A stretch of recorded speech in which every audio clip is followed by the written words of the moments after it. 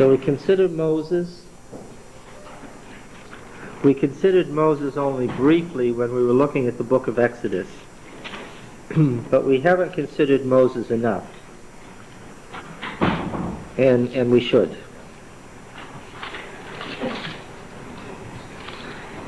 So let's think about Moses.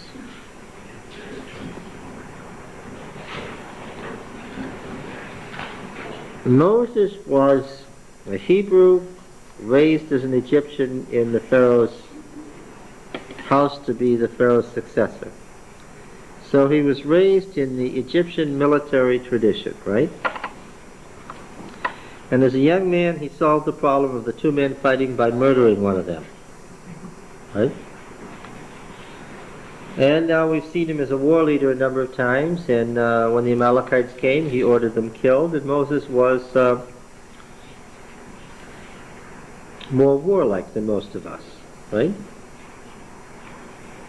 So what was Moses' strength? Well, Moses' strength was to undo the Egyptian culture, and he knew the Egyptian culture because he'd been raised in it. What was another strength that we ran on last week? That he was meek, meaning what? Mostly of others first. Yes, he wasn't the boss because he wanted to be. He was the boss why? Because God told him he had to be. He really didn't want it, and if somebody else had been made the boss, what would he have said? Right. Yeah. But he wanted to do without. Yes. So his strength was that he was meek. He was, that's right, he would have been perfectly willing to assist somebody else. Did you notice that he had two sons, and the two sons became priests, of course, and he married into the Midianite priestly family. So he really, I think he could do that because he was a Hebrew, raised as an Egyptian, he was already cross-cultural, right? Then he moves away from that because Egypt represented something bad to him. It was a failure in his life. So he went over here, he married the priestess of Midian, the Midianite. Then of course he was instrumental in creating another culture, the Yahwist culture, that was something new, something different. It was a little bit Egyptian, it was a little bit Midianite, it was some of Yahweh's new directions, and it was some of the old patriarchal religion, right? The old Canaanite patriarchal religion of Abraham, all mixed together and making something new. And Moses was a synthesizer, and he was able to do that. Obviously, he could stand change, and he was adept at change. But despite this fact of having these sons who were priests through both his appointment and the Midianite priestly family, Moses had a weakness. And the weakness, of course, showed in the murdering of the man in the first place. What was his weakness? Impulsiveness. I don't think he was impulsive. I think he thought things through. Look at the way he planned. He told the spies, find out where the fortified cities are, see if the people are living in villages or cities, where the roads are, where the crops are, right? These are the things you would want to know if you were planning what? A military campaign, yes. Because, of course, that was his background. Just think about it. Who were his assistants? Well, he had Aaron speaking for him, but who really was his assistant? We've seen this several times now. What? Joshua, this Hosea that he named Joshua, Yahweh's salvation. And what was this Joshua's background? Being what was he? He was a military officer. Here's a Hebrew who had been in the Egyptian army and was a military officer in the Egyptian army. Now, isn't that interesting? Who did Moses identify with? Because like seeks like. Like seeks like. Who did Moses identify with? He wasn't bringing along his sons as successors. Who was he bringing along? Another Hebrew trained in the Egyptian military tradition. That was Moses' minister. That's who was guarding Moses' tent. That's who was clearly Moses' successor and right-hand man. And that tells us something. What was Moses' weakness? His weakness wasn't his impulsiveness, it was what?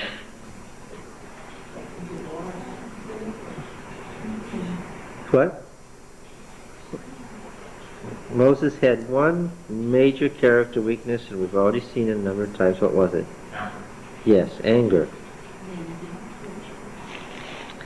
Now, we have to read God's statements in the light of the fact that he was not only bringing along Israel as a whole, he was bringing along Moses too. Okay? So that, this is human nature and psychology. When Israel got out of hand, what was Moses' reaction? He'd get furious. What did he want to do? He'd want to kill him. But then God would say something like this. This is human nature. Moses was ready to kill him, see? Because that was his nature. And then God say with something like this. Get out of the way so that I can kill them all. And then what would Moses do? He's going to get in the way. Say what? No, but you can't. Well, why did God say that every time? For that, no. But For that, no, you can't. yes, so that he could place Moses in God's position of saying, no, that's not the way to handle it. Because it was a role reversal thing. It's done all the time in psychology. It was projection. Moses was angry, wanted to kill him. God would say, get out of the way so I can kill him. And Moses would say, no, but you can't do that because you're God. And he starts mouthing the role that God must take. God was trying to bring him along. And he almost made it, but he didn't. Okay? So it wasn't God who was,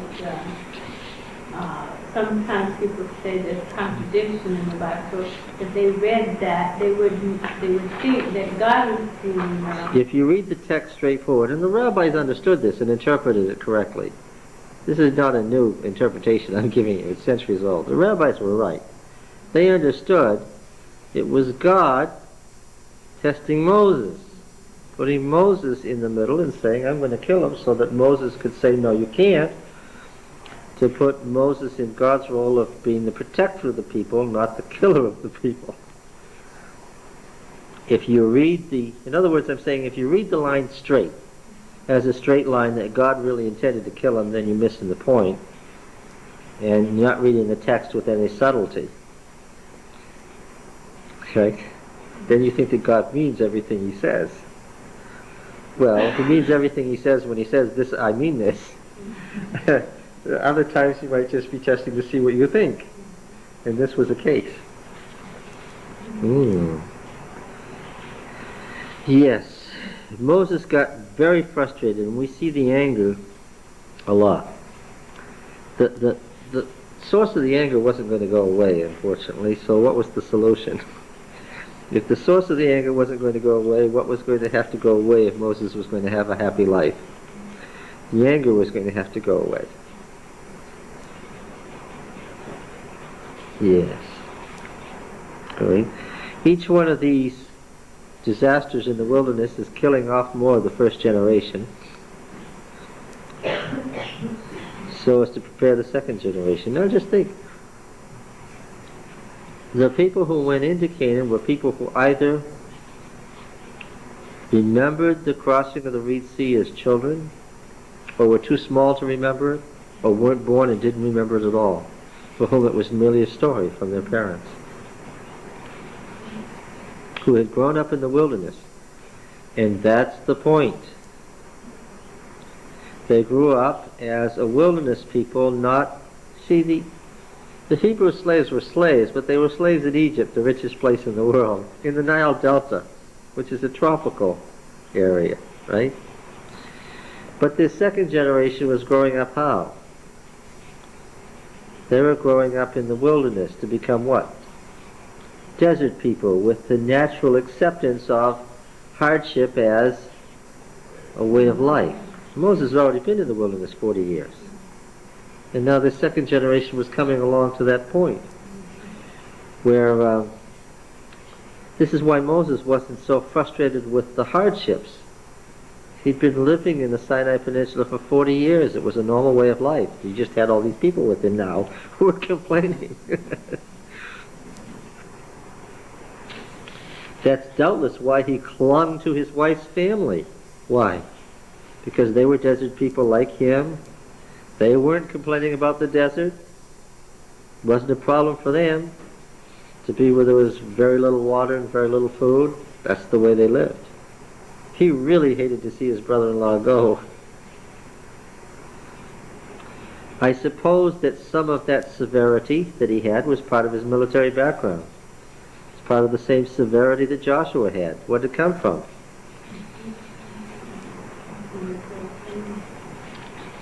It was probably that same background that made Caleb and Joshua not concerned about invading Canaan. What was their reaction? It's ripe for the picking. Absolutely easily done. Yeah. Yeah, they're taller, but they're not prepared for us. They knew the military tactics, and it's interesting how God was going to do this, because God could have emptied the land by killing all the people with the plague, so that there wasn't any people in it the next day. It's not how he intended for them to win it. He intended them to win it with their own armed struggle. It'd be nicer if God didn't make us struggle and do all the work, since he could take care of it himself. He could answer all the problems overnight, but doesn't choose to. He has this persistent plan to use people to carry out the plan of salvation. It had to have been a bitter disappointment for Moses, as well as Caleb and Joshua, not to go in. These 12 men whose names appear only at the story of the 12 spies, these names appear nowhere else but in Numbers 13. These were the militia leaders, the leaders of the tribal levies, the war leaders of Israel. It's ironic then, these were the war leaders. How were the people going to feel if their war leaders said what? We can't do it, we'll be mown down. Well, if that's what your war leaders say, then isn't it true that you can't win a war that you're convinced you can't win? Isn't that true? The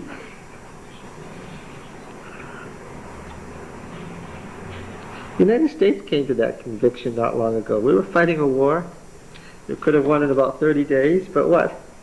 We came to the absolute belief that what? Couldn't be done, and therefore what? That's right. Even the most powerful nation in the world, if it believes it can't win, what? You might as well give up, because you can't win. Well, so that's what happened here. For a war leader like Moses, trained in the military tradition of Egypt, how do you think it felt to have the place ripe for the picking and then have to go back?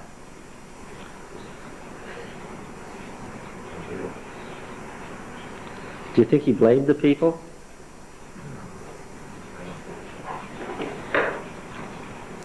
Do you think he blamed the 12 spies or 10 of them? How do you think it did on Moses' natural tendency towards being an angry person? Did it give him a door of temptation? Yeah, I think so. Especially since the decision was so personal. Every time they were angry with their situation, who was the lightning rod? Who were they angry with? They never said, it's our fault. Well, they never said we should be calmer about these things. They said, why did you bring us here? And after all, what would have to be Moses' true answer? I didn't want to bring you here.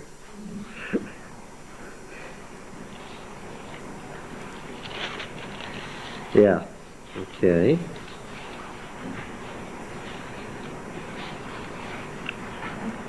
So Moses, like most people, had some opposites in him. He was gracious to the point of saving the people again and again when God placed him on the spot. But he was still having a problem with getting angry at these people and short-tempered and not waiting. Next, the editors do something for us that has become a pattern in Exodus was a pattern somewhat in Leviticus, and is certainly a pattern in Numbers.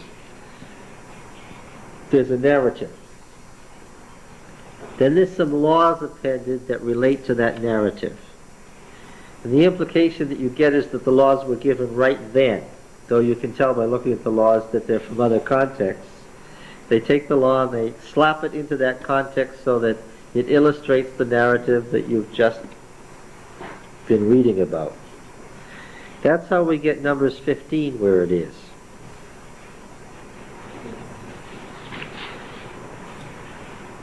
Yahweh said to Moses, "Say to the people of Israel, when you come into the land you are to inhabit, which I give you, and you offer to Yahweh from the herd or from the flock."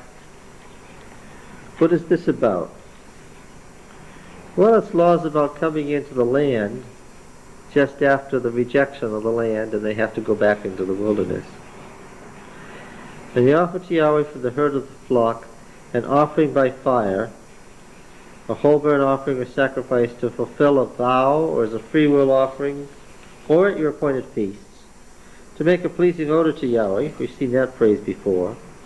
Then he who brings his offering shall offer to Yahweh a cereal offering, a tenth of an ephah of fine flour, mixed with a fourth of a hin of oil. You know in Leviticus 2, 1 to 11, there's a long description of the cereal offerings as the second of the 5 kinds of offerings.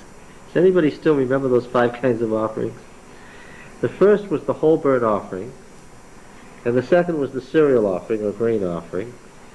Then there was the sin offering, and the peace offering or offering of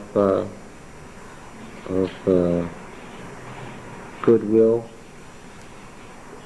and lastly the guilt or reparation offering for committing a crime. 5 kinds of offerings. This is the second of those 5 divisions that you find in Leviticus. Here, interestingly, it's tighter than in Leviticus. Leviticus doesn't ever say exactly how much fine flour you should use. Here, in verse 4, it's singled out. Wine for a drink offering. Of course, they wouldn't have a wine as a drink offering in the wilderness. Why? No grape juice, yes. All right, you're not going to have fine ground flour in the wilderness either. So these are laws really that relate to the sacrifices in the temples when they were in the country. Prepare your burnt offering or sacrifice for each lamb. Verse 6, or for a ram, you should prepare for a cereal offering 2/10 of an ephah.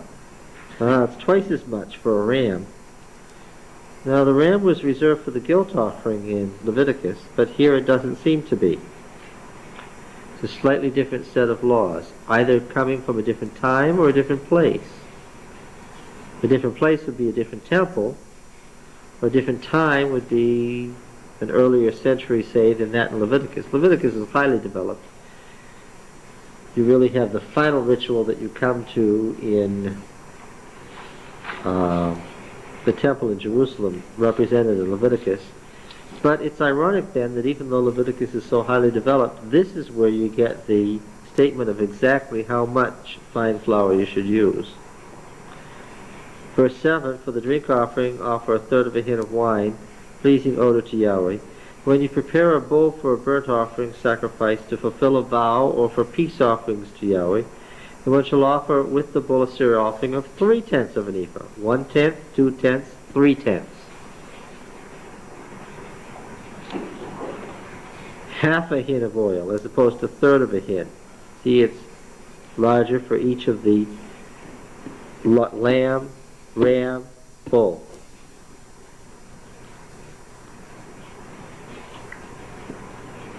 Verse 11, thus it shall be done for each bull or ram, or for each of the male lambs or the kids. According to the number that you prepare, so you shall do with every one according to their number. Now you remember Leviticus made it, the bigger animal was for the whole congregation or for a high priest or a prince That right there tells you that you're in a later period. There's no high priest or prince in this chapter.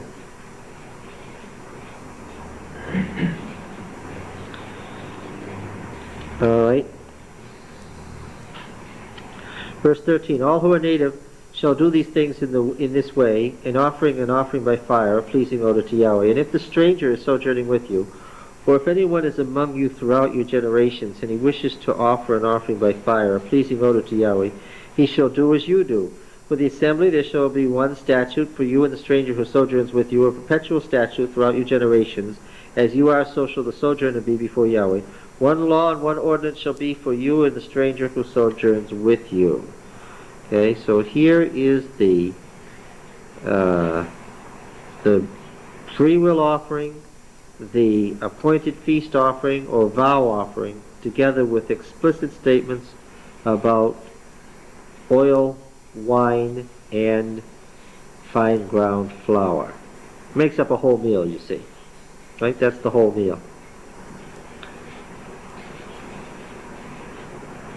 As opposed to the fine ground flour we have, then there's the coarse meal next treated, verses 17 through 21, this paragraph.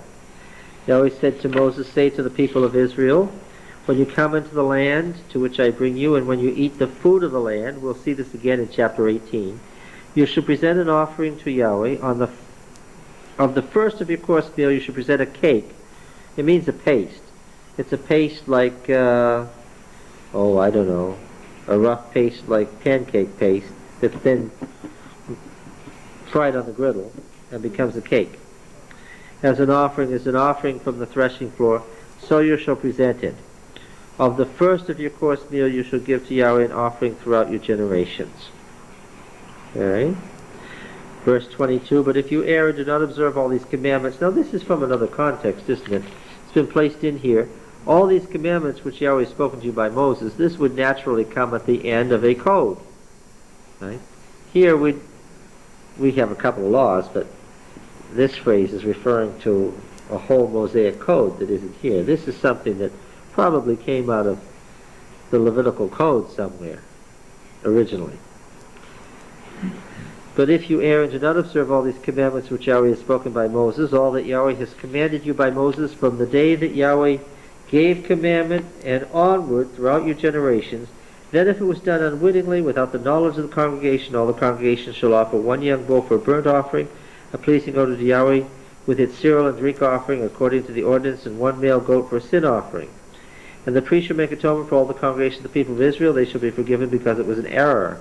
And they have brought their offering, an offering by fire to Yahweh, and their sin offering before Yahweh for their error. And the congregation of the people of Israel shall be forgiven, and the stranger who sojourns among them, because the whole population was involved in the error. I know why the law is here. This business about the spies was what? This was an example of not a high-handed sin that had been planned out in advance, but what? That they fell into. If you had told them the day before, tomorrow the congregation as a whole is going to rebel against Yahweh, they would have said, no, we're not going to do that. It wasn't their plan. That's what it means. Bonnie, are you listening? This is what you said in Leviticus. Can you give us examples? You said, I don't know about the rest of the class, but I would like to have some examples of what you mean by not high-handed sin as opposed to high-handed sin. And I said to you, it's all in the book of Numbers. Here we are. Okay? It's an example of not a high-handed sin. They got into mass hysteria. They sinned.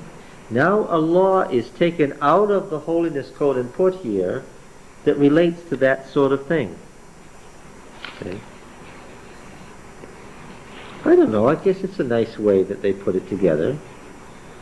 I'd sort of like to have seen the law codes whole before they carved them up, and I'd like to have seen the whole running narrative all together. What do you think? It's too late to do anything now about it by about 35 centuries, but it probably developed over period of time, though. It didn't all come together at one time. That's true. We don't even know that that this dividing up this way was done all at once. We don't know that. Could have been little by little, as you say. If one person sins unwittingly, verse 27, the distinction here is between the individual and the group. Individual and group. Opposites would always have to be considered. Corporate sin, individual sin. I made a big deal about pointing out that there is such a thing as corporate sin and corporate personality in the Old Testament, and that it is correct to say that there can be such a thing as a corporate sin that requires the whole church to repent as a church. You can't say I didn't have any part in it. Just by belonging to the church there could be such a sin. All right, now we're back to the individual, because the law made this distinction. Again, what distinction was made in Leviticus? The individual, the whole congregation, the prince, and the high priest. So 2 of the 4 distinctions in Leviticus aren't here. This is probably from an earlier period. If one person sins unwittingly, he shall offer a female goat a year old for sin offering. And the priest shall make an atonement before Yahweh for the person who commits an error. When he sins unwittingly, to make atonement for him, he shall be forgiven. And you shall have one law for him who does anything unwittingly, for him who is native among the people of Israel, and for the stranger who sojourns among them. But the person who does anything with a high hand, verse 30, same distinction that we saw in Leviticus, only it's much more developed in Leviticus. Whether he's native or sojourner, reviles Yahweh, and that person shall be annihilated from his people. Because he's despised the word of Yahweh and has broken his commandments, that person shall be utterly cut off. His iniquity shall be upon him. To wit, an example. Okay? We have just been given an example in the matter of the spies of a non-high-handed sin, of falling into sin. Now, an example like that found in Leviticus 24, compare this to the guy who blasphemed the name in Leviticus 24. Same thing, there was a law, and then a story relating to the law. Same thing here. What's a high-handed sin, Bonnie asks. Glad you asked that, the editors say. We have an example for you. What does the fact that they have given us examples of unwitting sin and high-handed sin tell you? Was Bonnie the first person to ask that question? When it stood out there as just a series of laws, somebody 30 centuries ago asked, could you give me an example? And so the editors obliged you by giving you an example of unwitting sin and high-handed sin. How is this a high-handed sin? Here's a poor man who was, it gets cold at night in the desert. It gets very cold. It can be really hot in the day. It's amazing how in that country, especially if you're up in the middle of the night, as you have to be doing archaeology, you can be absolutely freezing at 5 o'clock in the morning, and by midday think you're going to die from the heat. Okay? Now this poor man was just gathering some sticks for a fire. What's wrong with that? What? Well, but it was unwitting sin, wasn't it? He fell into it, didn't he? He ran out of firewood, and suddenly his family was cold. And no, that's the point. Yeah. How long had they been out there now? 14 months. And even before they got to Sinai, according to Leviticus, there was a law about the Sabbath. Okay. Sabbath law has been stated over and over and over and over and over again. Gather sticks so you don't have to kindle a fire. You can keep a fire going, but you don't have to. But don't kindle it. Why? Because kindling a fire when you don't have matches is what? It's a major deal. While there was no argument about throwing the stick on the fire and keeping it going, what was God saying? What's natural and not a big deal? Fine, but what? Now this man isn't even starting from kindling the fire. What's he doing? This is really... He wasn't prepared. But it wasn't that he wasn't prepared. He's been living here for 14 months under these The guidelines have been stated and restated ever more clearly and more explicitly as time has passed. That he's part of a whole society that lives its life this way. Everybody knows that it's a big deal what's going to happen on the Sabbath. Everybody knows to gather extra. Everybody knows about the manna, the whole deal. What is his act of making a solitary journey out of the camp to gather sticks on the Sabbath tell you about how he felt about things?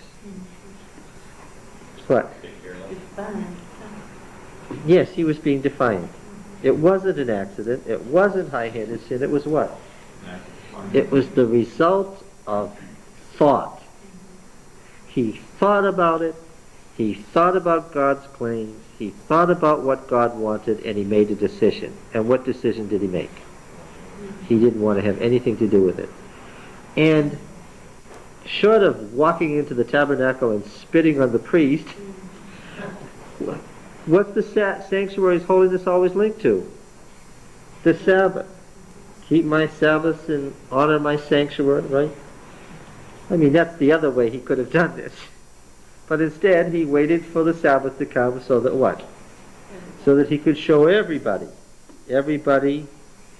from the little children all the way to God, that what?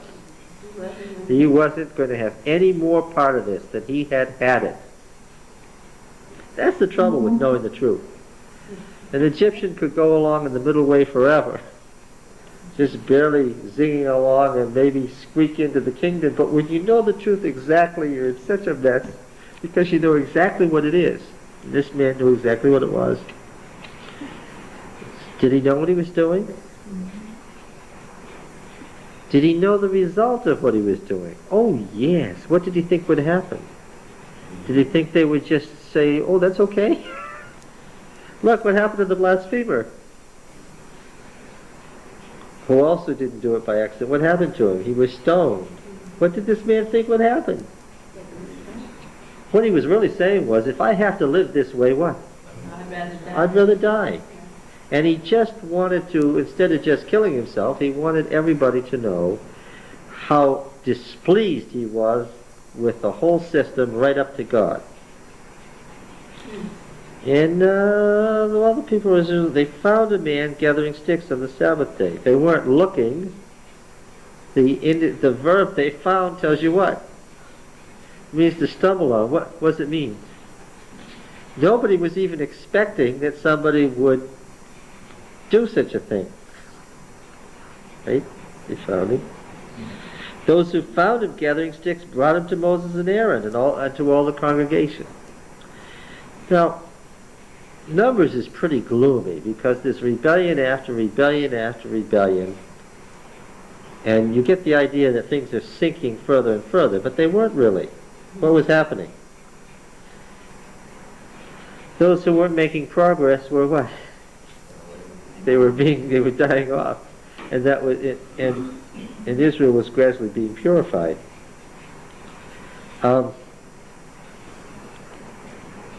People didn't automatically join with everything that went wrong. These people found this man, and what did they do? They brought him to Moses with some obvious surprise and concern that what? We found this man out there gathering sticks. Well, they set him aside in custody, and Moses asked, what shall we do with him? Do you think the answer was a surprise to anybody? Was it a surprise when the blasphemer got the death penalty? I don't think this was a surprise. Yahweh said to Moses, the man shall be put to death, all the congregation shall stone him with stones outside the camp. We've talked about stoning as the fastest, easiest way in the ancient world to kill somebody. And the fact of the whole congregation doing this as a way of saying, we reject, not just that God rejects, but what? We reject what you've done.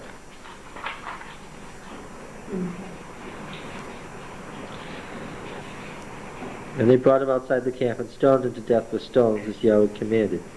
That's what it means, whether native or sojourner, anybody who does anything with a high hand reviles Yahweh. That's what it means. Is that also supposed to indicate that everybody else felt out of the clear conscience that they were getting kind of wrong, that they could? Yeah, the editors are saying the congregation, when they rejected going into the land then, made a terrible mistake that was a sin. But it was the kind of a sin that was a mistake. That after it happened, the people looked back and said what? The people didn't say, we were right. They said what? That was a mistake. And what they're telling us theologically, if you can look back at something that was wrong and say to yourself, when nobody else is looking, what? That was a mistake. I should not have done that. Then what? Then that has forgiveness in it. That when you look back on something that the Bible says is a sin and say what? No. I don't care what it says. I was right. That what? That's high-handed, and that's where there's no possibility of atonement. The New Testament, what does Jesus call that? Jesus calls that obviously the what? The unpardonable sin. Same distinction. So as long as you don't get caught doing something, Oh, you have the... you see, this rest guy... of your life to get Well, it's not the distinction isn't caught or uncaught. This guy, these people found him by accident, was to their surprise, but what? He certainly what? He certainly wanted them to find him. He wasn't out on the far side of the mountain secretly looking for sticks. He was near them so that they would see the point he was making. Now the tassels of remembrance. Where does this come from? Well, I only need read verse 40. Be holy to your God. In verse 41, I am your God, Yahweh your God, who brought you out of the land of Egypt to be your God. I am Yahweh your God. That you recognize what? This is a piece of what? The holiness code. Yeah. What's it put here for? Oh, as a further addition to remember to keep the law. Yahweh said to Moses, speak to the people of Israel, bid them to make tassels on the corners of the garments throughout their generations. The early Canaanites wore tassels, but now all the Hebrews were going to have tassels of the same color, blue, the same as the blue in the sanctuary, sky blue. To some extent this would make them look alike and give them more of a solid group solidarity. And remember all the commandments of Yahweh to do them and not follow after your own heart and your own eyes, which you are inclined to go after wantonly. This is a summary of the whole business of the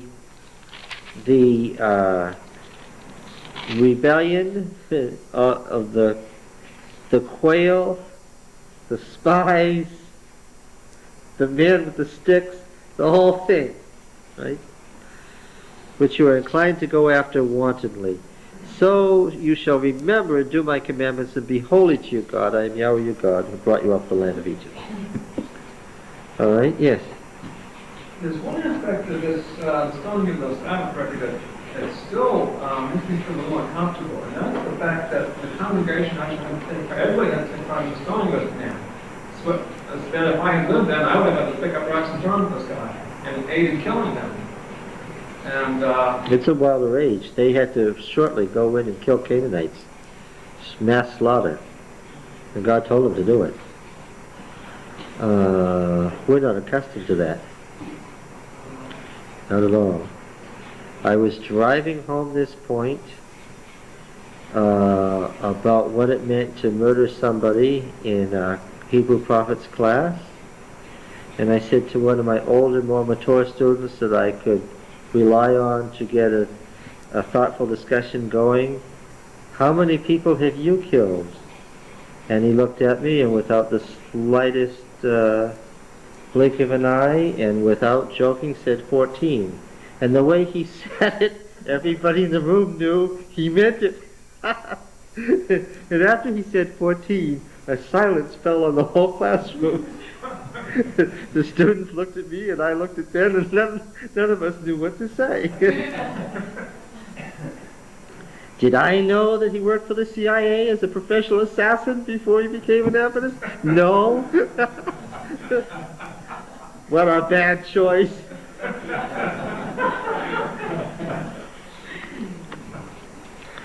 All right, yes. So it's background, yeah. Most of us haven't ever done that. And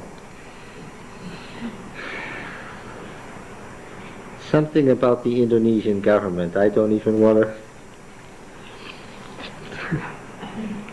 to... Yes, now, I understand that it would make us uncomfortable because we're not accustomed to that. Yeah, certainly a wilder age. Now, you would think at this point that we are done with rebellion against God and Moses. Two more. Two more are now described. Actually, three more.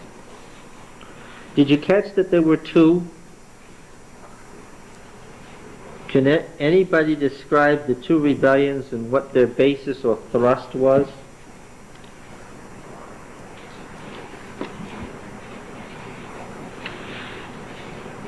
Do you remember my pointing out that Deuteronomy remembers the rebellion of Dathan and Abiram against Moses as a separate issue once upon a time? Deuteronomy 11.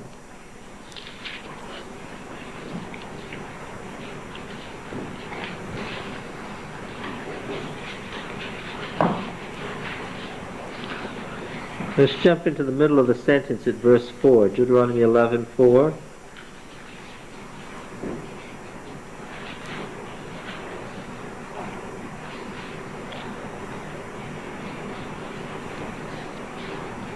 Deuteronomy 11:4. What he did to the army of Egypt, to their horses and to their chariots, how he made the water of the Red Sea overflow them as they pursued after you, and how Yahweh has destroyed them to this day, and what he did to you in the wilderness until you came down to this place, and what he did to Dathan and Abiram, the sons of Eliab, sons of Reuben, how the earth opened its mouth and swallowed them up in their household and their tents, and every living thing that followed them in the midst of Israel.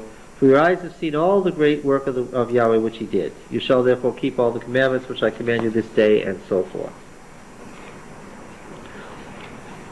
See, Dathan and Abiram are treated as a rebellion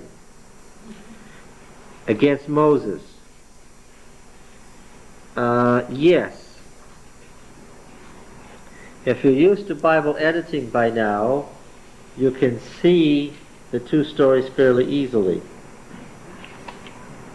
even though they've been placed together nicely, as the two stories about the spies were placed together nicely. All right. Let's just read, which would you like to read first? The story about Korah or the story about Dathan and Abiram? Let's read Dathan and Abiram first since we're on them.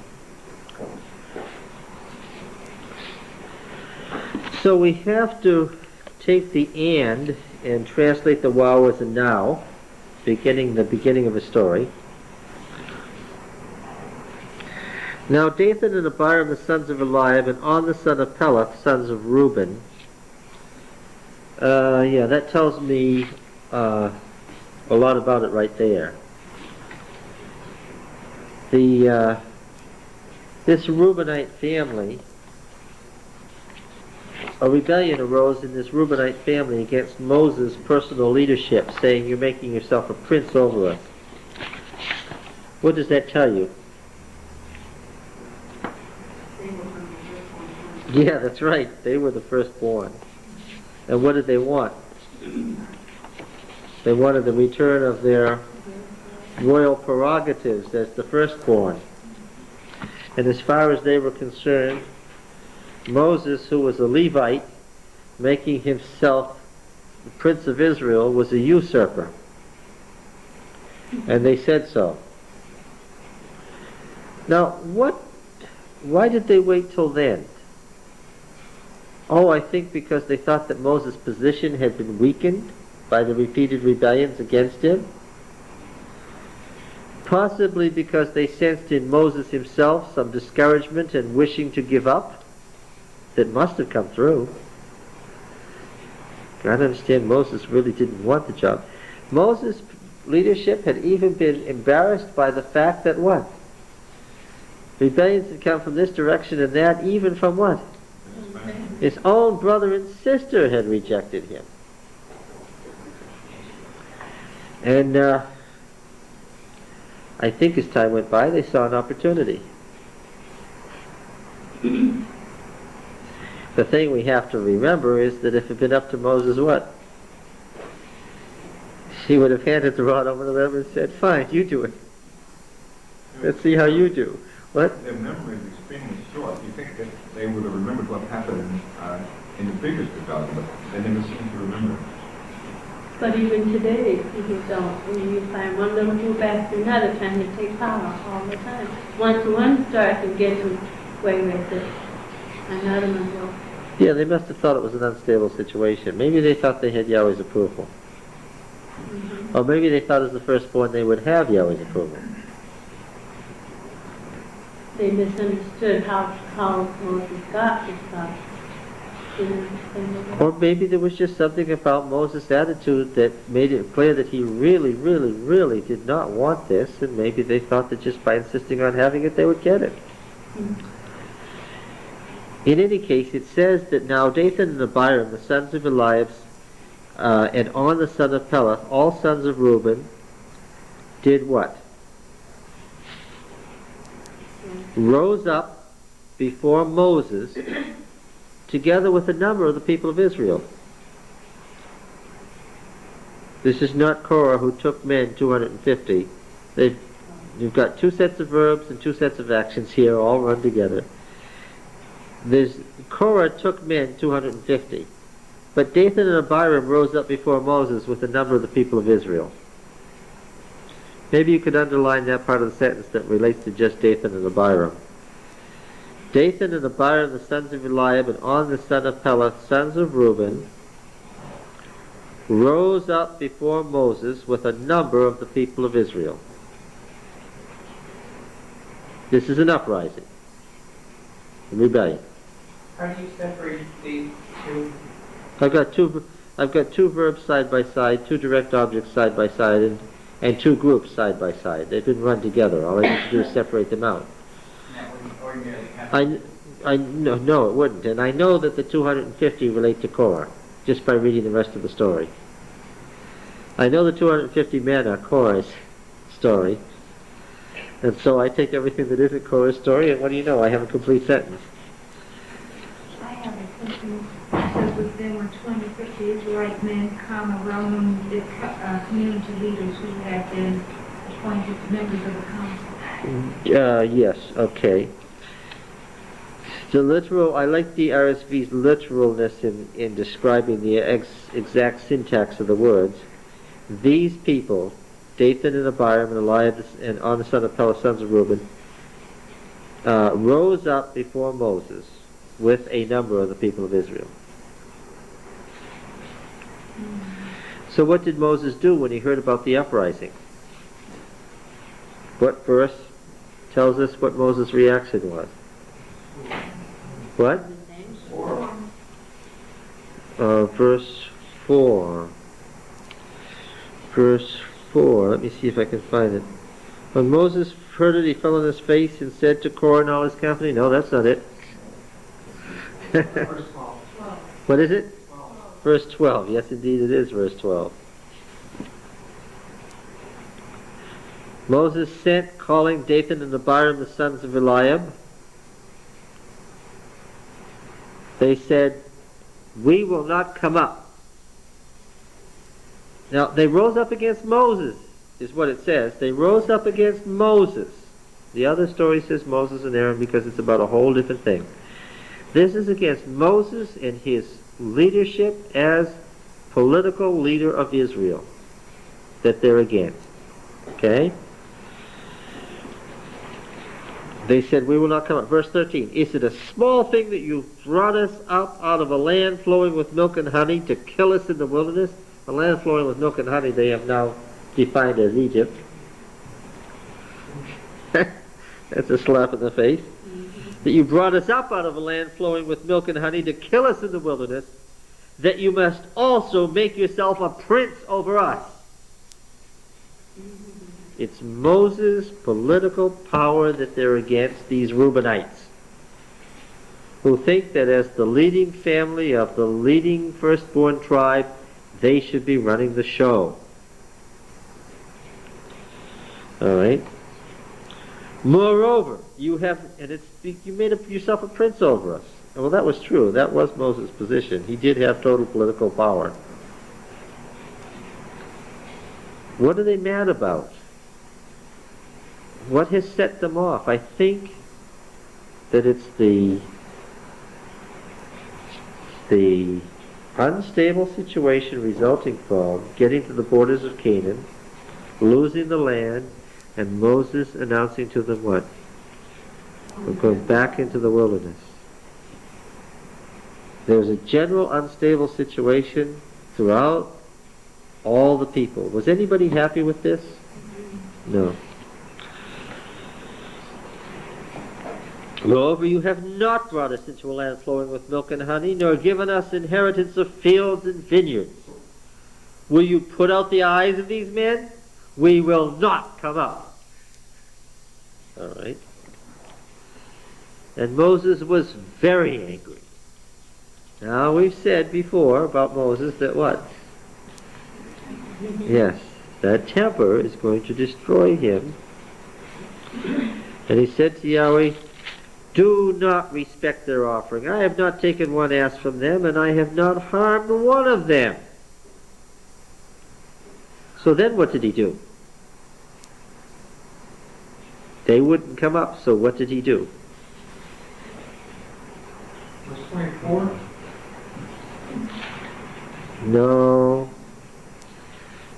No, I'll explain verse 24 presently. You can't, it's mucked up from the Hebrew. Verse 25. Since they wouldn't come to him, what?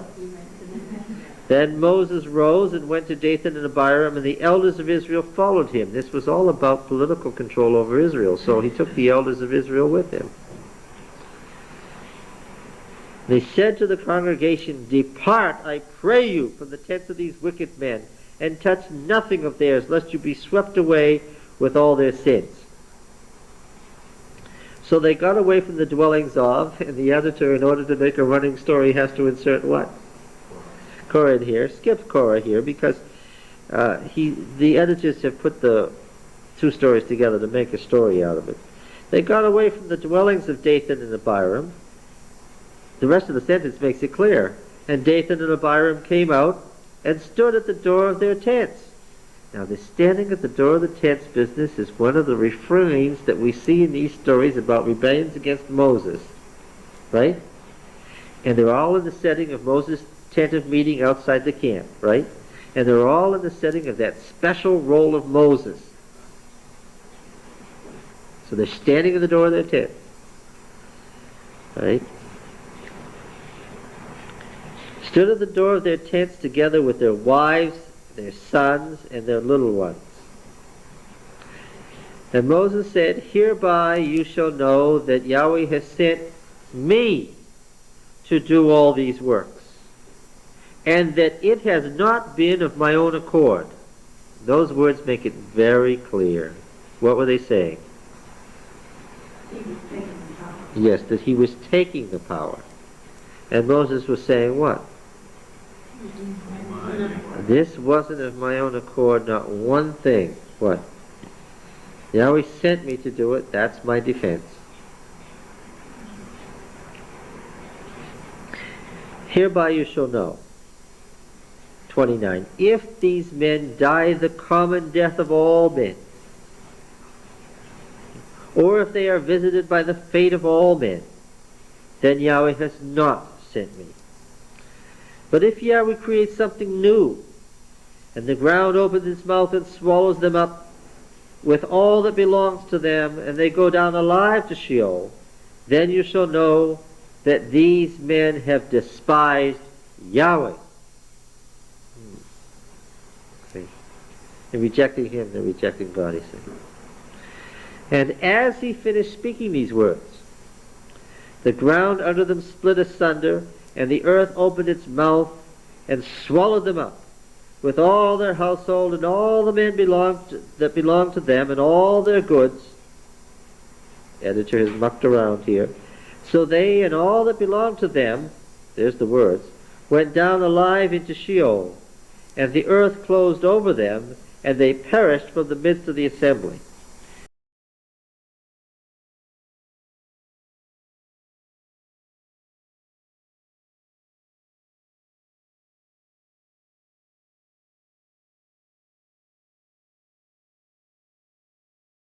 And all Israel that were round about them fled at their cry, for they said, lest the earth swallow them up, swallow us up.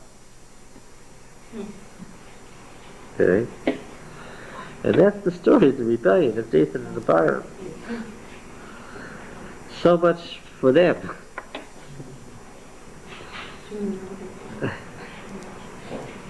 Right? That's a bad way to go. That was like a small earthquake. I mean, Yes. 250 men and all those women. No. Yeah, the editors gotcha. These three sons of Reuben rose up before Moses with a number of the people of Israel. What verse is it? 2. With a number of the people of Israel, unstated. Okay. Now we're going to go to the other one, and we'll get the 250, the stated number. All right?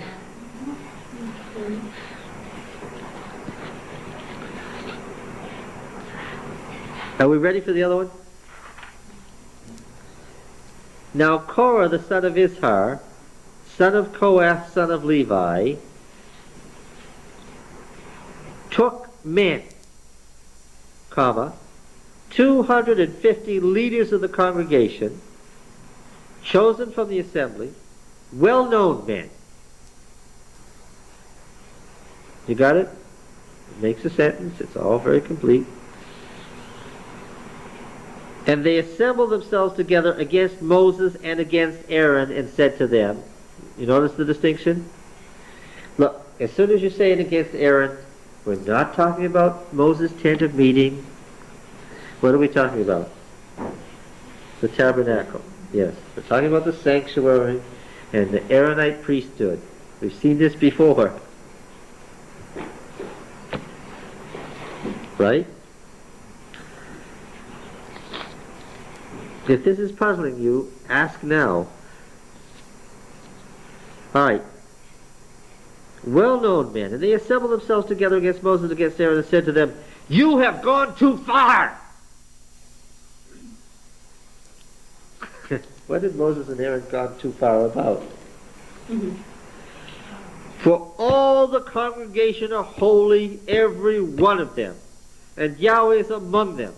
Why then do you exalt yourselves above the assembly of Yahweh? I've got it. Moses and Aaron were the priesthood. And these were 250 leaders of the congregation. Who would have been the priesthood if it wasn't Moses and Aaron's family? Who would have been the priesthood?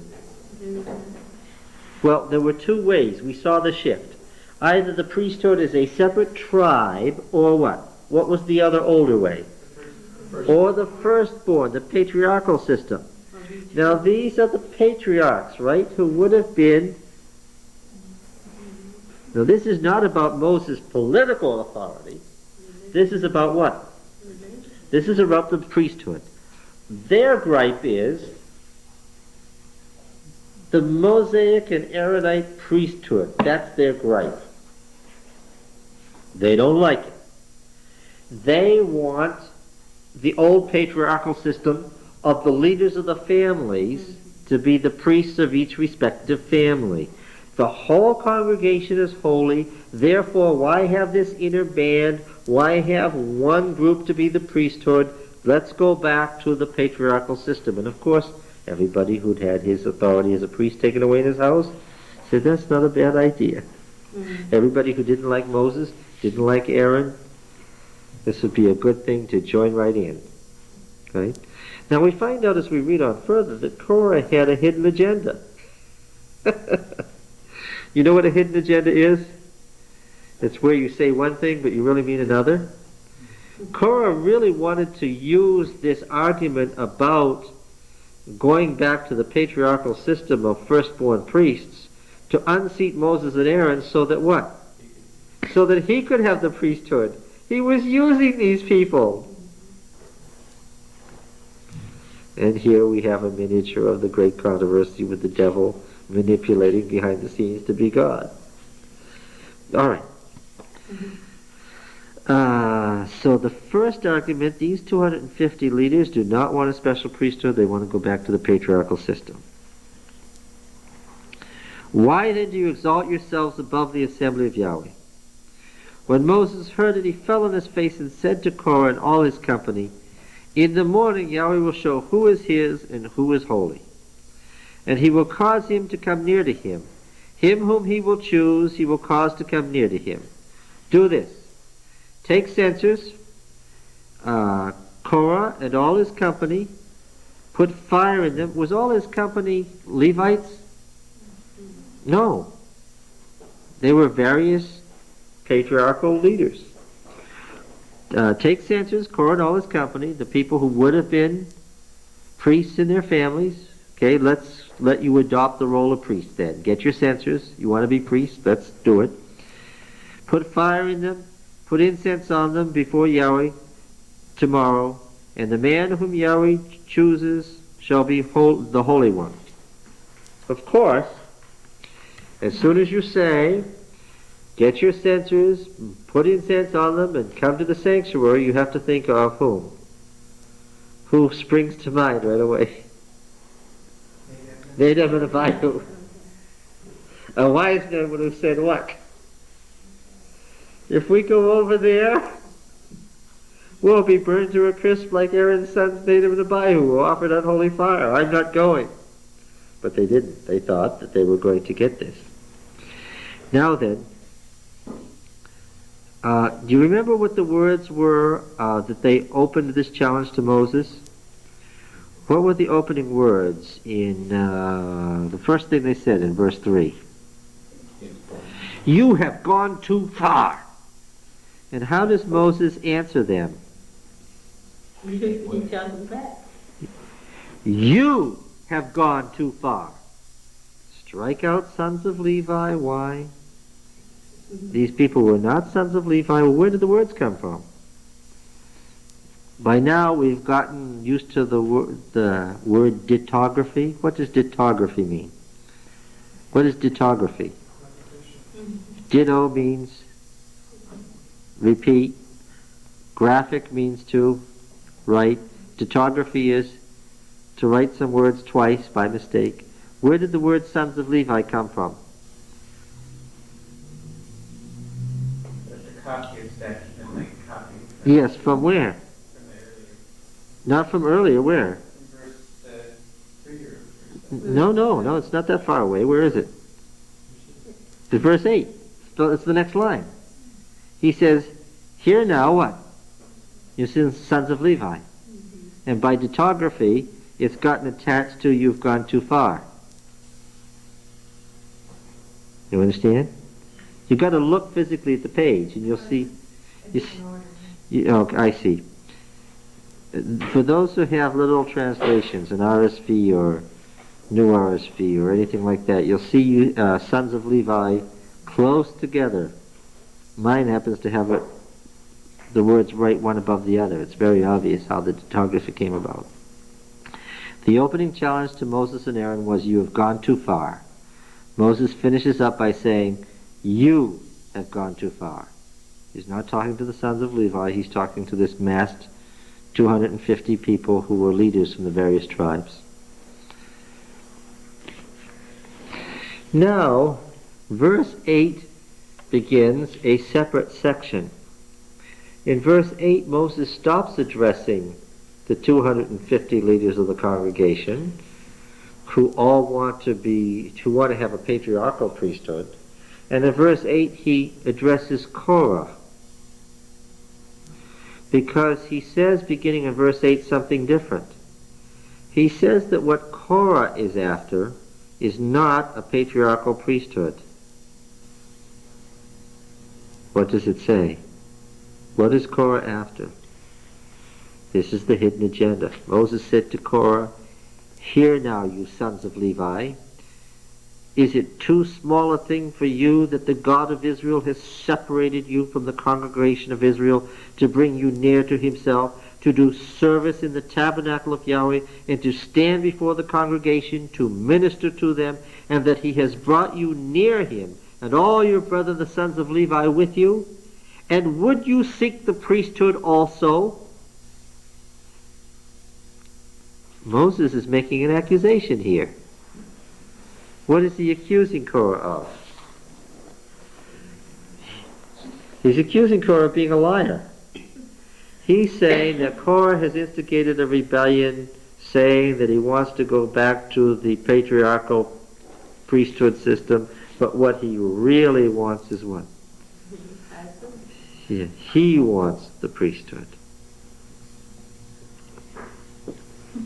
Therefore, it is against Yahweh that you and all your company have gathered together. What is Aaron that you murmur against him? It's not Aaron that's the issue. It's what? It's what Yahweh set up. Okay. What happens next? Where do we go from here? Verse 16. Verse 16. Now these are not repetitions here. This is because he says two different things. And Moses said to Korah, he's talking to Korah now. You catch that? First he talked to the 250 men.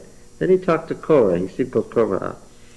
Moses said to Korah, be present, you and all your company before Yahweh, you and they and Aaron also, tomorrow. And let every one of you take his censer and put incense on it. And every one of you bring before Yahweh his censer, 250 censers, you also and Aaron each his censer. So every man took his censer, and they put fire in them and laid incense on them, and they stood at the entrance of the tent of meeting with Moses and Aaron. And this is the sanctuary, of course. Okay, it's clear what's happening now? It's the next day. Then Korah assembled all the congregation against them at the entrance of the tent of meeting.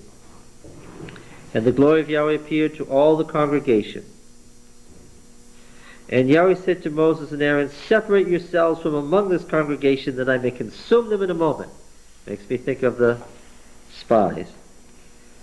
And they fell on their faces and said, O God, the God of all flesh, shall one man sin and wilt thou be angry with all the congregation? This is interesting. This is individual as opposed to corporate. Moses and Aaron argue this time that it's not the whole congregation's fault that this impasse has come about. It's what? Korah himself. Moses and Aaron pinned the blame directly on Korah for this rebellion, not the whole congregation.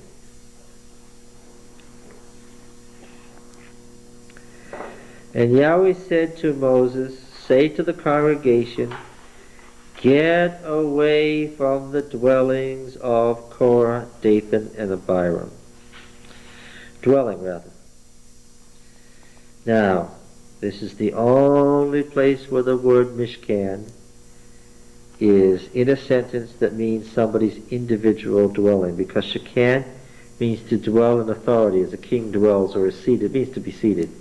As to say the king is seated on his throne, the court is sitting. It means that the king is in authority, sitting as king. And Mishkan was the place of his sitting. Okay? This is a word that is regularly, 100% of the time except for here, a word for the sanctuary. Okay? We translate it tabernacle, which means to dwell or to sit. What it actually says is get away from about the tabernacle. Why? Because God was about to burn them dead. The editor has added of Korah, Dathan, and Abiram to make a story. Because he's run the two together. He has to make a story that makes sense, you see. What the original says simply is that at this point God said what? To the congregation. Look, Korah is there with the 250 people, and he's brought the whole congregation to gather around him. Right? God has said his usual thing to Moses and Aaron, and what's that? Get away, because I'm going to destroy the whole congregation. Moses and Aaron have said what? It's not the congregation's fault, it's this Korah's fault. And so then God says, then tell the congregation to get away from the sanctuary. Why? What's about to happen? Now look, if you were one of the 250 people and the order came, get away from the tabernacle, what would you do? A wise man would have thrown down his censer and what? Walked away with everybody else and said, okay. But what? They stayed. The congregation left. Right? So now, to read this properly in its original setting, it simply says, get away from the tabernacle. Then Moses, oops, I just started reading the next verse. Verse 35. And fire came forth from Yahweh and consumed the 250 men offering the incense. Which is what we expected. Yahweh said to Moses, tell Eleazar the son of Aaron the priest to take up the censers out of the blaze, then scatter the fire far and wide. For they are holy, the censers of these men who have sinned at the cost of their lives. So let them be made into hammered plates as a covering for the altar, for they offered them before Yahweh. Therefore they are holy. Thus they shall be a sign to the people of Israel. So Eleazar the priest took the bronze censers which those who were burned had offered, and they were hammered out as a covering for the altar, to be a reminder to the people of Israel, so that no one who is not a priest, who is not of the descendants of Aaron, should draw near to burn incense before Yahweh, lest he become as Korah and as his company, as Yahweh said to Eleazar through Moses. Right, so here we have a complete story about the priesthood. What's the issue in the first case? Tell me about Dathan and Abiram. What was the issue? A Reubenite rebellion against what? Moses' political authority. What was the issue with Korah? Korah and leaders of the various tribes, patriarchal leaders, wanting the patriarchal priesthood again, though Moses claims that Korah is lying and the real issue is Korah is using these men to grab the priesthood for himself. All right? And two different dispositions of the story. Pretty clear? Because with the hereditary descendants of the priesthood, there was no chance for anyone except for rebellion to grab it by force. That's right. There was no chance for anybody else to be a priest. And that's what they didn't like. Now we're going to see Levites trying to become priests in the book of Judges, and that's part of what this is about. That there were successive Levitical rebellions trying to regain the priesthood, and when during the period of the Judges there was a lot of patriarchal priesthood going on again. And that's one reason this story was kept alive and pointed out and repeated. The time of these two things, what happened was the same time? See, they don't tell us anything about the period of the wilderness. First they were turned back from the borders of Canaan.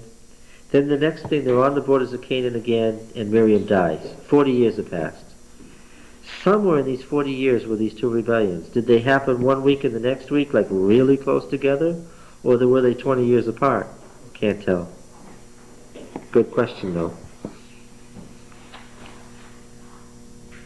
I don't believe the editors knew if they were close together or not either. All right, now then. Continuing with the rebellion of Korah.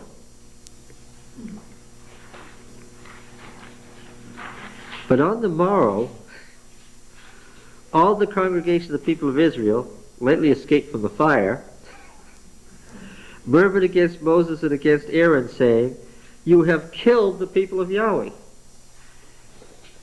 This group had an Egyptian magician's attitude. That's what it is. They had an Egyptian magician's attitude. They thought that these things happened how? Moses was a magician who did these things by his magical powers. Okay? And they kept attributing Moses' actions to his own magical powers where he's manipulated to keep himself in power. They won't take Moses' word for it that he's there because God insists that he be there. You have killed the people of Yahweh. Well, Moses' temptation certainly was to let them be killed. When the congregation had assembled against Moses and against Aaron, They turned toward the tent of meeting, and behold, the cloud covered it, and the glory of Yahweh appeared. And Moses and Aaron came to the front of the tent of meeting, and Yahweh said to Moses, "Get away from the midst of this congregation, that I may consume them in an instant."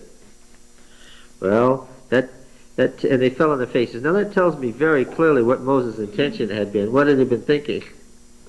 When they came and said to him, "You've killed the people of Yahweh," what was in his mind? Yes, I think this was obviously his last straw. He was just beside himself here, and he was willing to do it. So what did God quickly say? Whenever Moses fell into this trap, what did God say? "Step aside so that I can kill him." And then Moses, feeling his sense of duty, would quickly say, "No, we can't have that happen." So he said to Aaron, "Take your censer and put fire thereon from off the altar and lay incense on it. Carry it quickly to the congregation to make atonement for them, for wrath has gone forth from Yahweh. The plague has begun." So Aaron took it as Moses said and ran into the midst of the assembly, and behold, the plague had already begun among the people. And he put on the incense and made atonement for the people. He stopped between the dead and the living, and the plague was stopped. Now those who died by the plague were 14,700, beside those who died in the affair of Korah. And Aaron returned to Moses at the entrance of the tent of meeting, and the plague was stopped. That is the sanctuary here. The tent of meeting is clearly the sanctuary, whenever we have the Aaronite priesthood as an issue. All right. Yahweh said to Moses, "Speak to the people of Israel and get from them rods, one for each father's house, from all the leaders according to their father's house, 12 rods." This is still about the patriarchal system here. He wants a rod from each of the tribal leaders. Write each man's name on his rod, and write Aaron's name on the rod for Levi. For there shall be one rod for the head of each father's house. Then you shall deposit them in the tent of meeting before the testimony where I meet with you. And the rod of the man whom I choose shall sprout. Thus I will make to cease from me the murmurings of the people of Israel, which they murmur against you. Moses spoke to the people of Israel. All the leaders gave him rods, one for each leader, according to their father's house, 12 rods.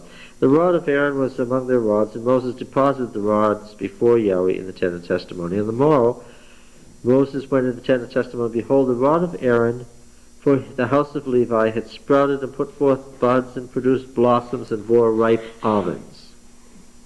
Okay. Fertility symbols here. Just a blatant fertility symbol, a rod that sprouts almonds. But a great Canaanite fertility symbol.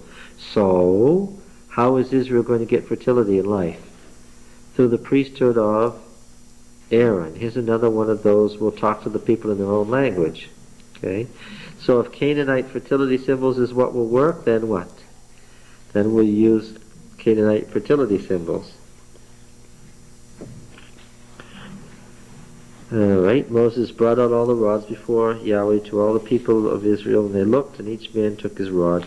Yahweh said to Moses, "Put back the rod of Aaron before the testimony, to be kept as a sign for the rebels, that you may make an end of their murmurings against me, lest they die." Thus did Moses as Yahweh commanded him, so he did. The people of Israel said to Moses, "Behold, we perish. We are undone. We are all undone. Everyone who comes near to the tabernacle of Yahweh shall die. Are we all to perish?" Well, yes, unless the Aaronite priesthood was accepted. Yes, so now, why do we have this long chapter 18 and 19 here? What are they here for?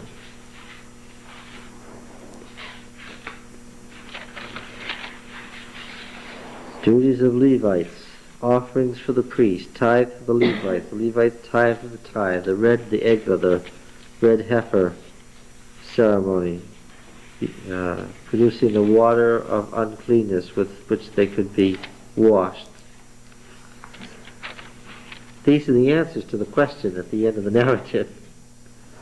The laws here answer the question at the end of the narrative. The last verse of chapter 17 results in this next series of laws. Narrative, laws relating to the narrative. Narrative, laws relating to the narrative. So he's giving casual.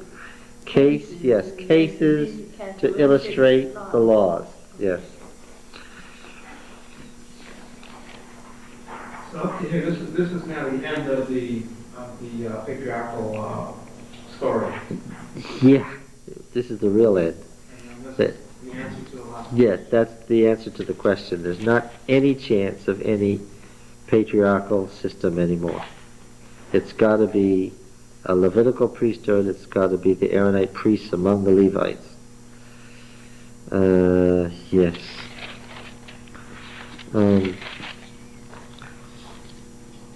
Now then, let us read.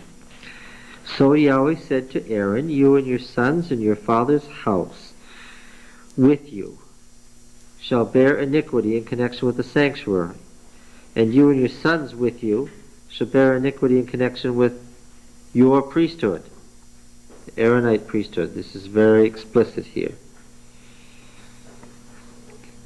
And with you bring your brethren also, the tribe of Levi, the tribe of your father, that they may join you and minister to you while you and your sons with you are before the tent of the testimony. A very Ohel Eduth, a very unusual phrase, late phrase, the tent of the testimony.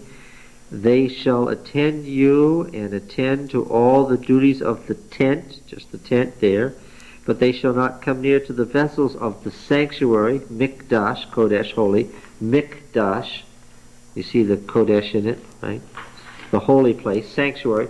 That's what sanctuary means in Latin, isn't it, right? Sanctuary, holy, right? Sanctus is holy. And you know that Kodesh is holy in Hebrew, right? That's a holy person. A priest is sometimes called a holy one. And Mikdash is the phrase built on it.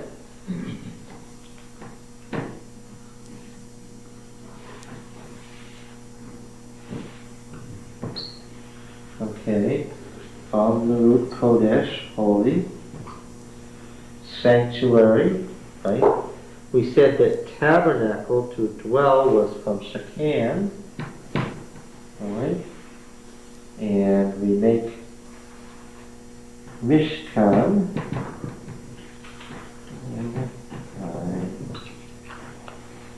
Okay, this is okay. I think it's the Mishkan from the root to dwell. Shekan, to dwell. Kodesh, holy. Shekan, to dwell, meaning in the technical sense, to sit in authority. A king to sit in authority, as a king does.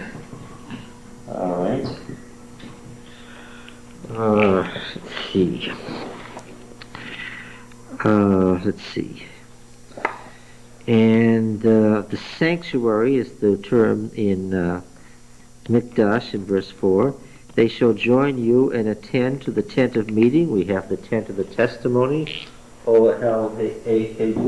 They're using every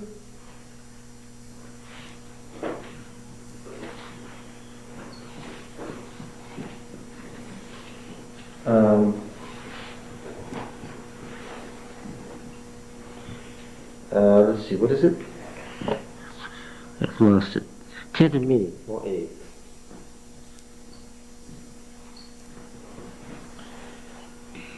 Let's see.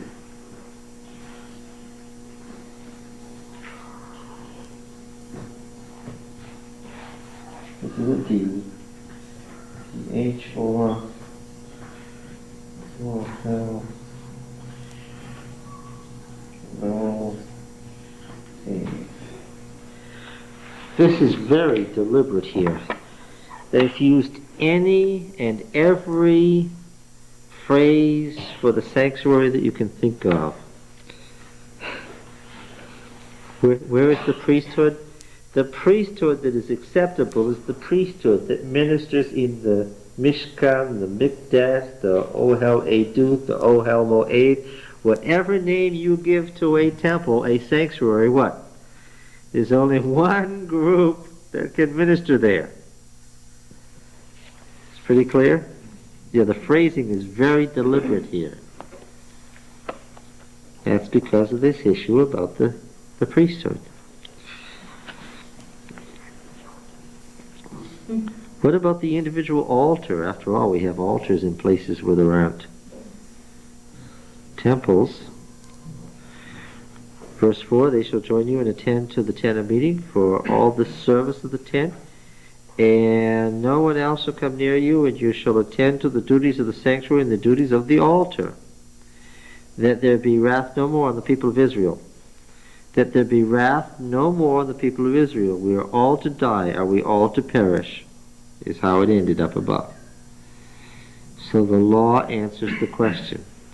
When the laws get this way, where the laws become part of the narrative, they're almost a narrative form. Yeah. They're serving two purposes. They're serving a legal purpose as laws, and they're serving a purpose as part of the narrative. They're not so legal now that they've been torn from their legal contexts. And behold, I have taken your brethren the Levites from among the people of Israel. They are a gift to you, given to Yahweh to do service of the tent of meeting.